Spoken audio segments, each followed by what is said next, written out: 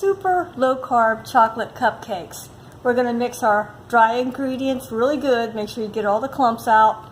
And for the sugar substitute, I would stay away from the sugar alcohols, mainly anything that ends in tol.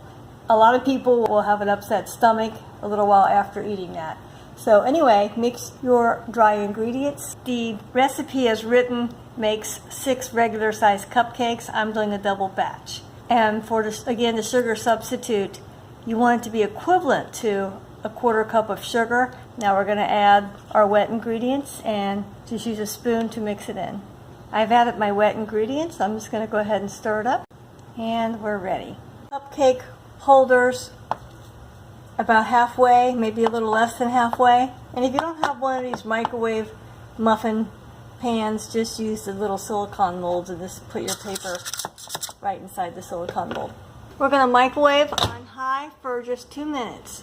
Chocolate glaze. I have a Sam's Choice 90% cocoa bar.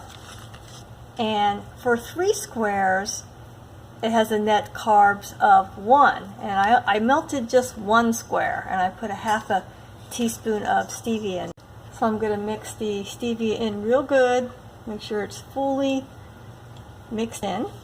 Now I'm just going to paint a thin coating on the top of my cupcake. I'm going to put it in the fridge for about 10 minutes and it will actually harden like a real thin chocolate candy coating. And then also I'm going to just sprinkle just a tiny bit of peanut butter powder on here. I have some powdered peanut butter, and for 2 tablespoons it has a net of 3 carbs, and I'm just going to sprinkle a tiny bit on, so I'm not even going to use 1/8 of a teaspoon.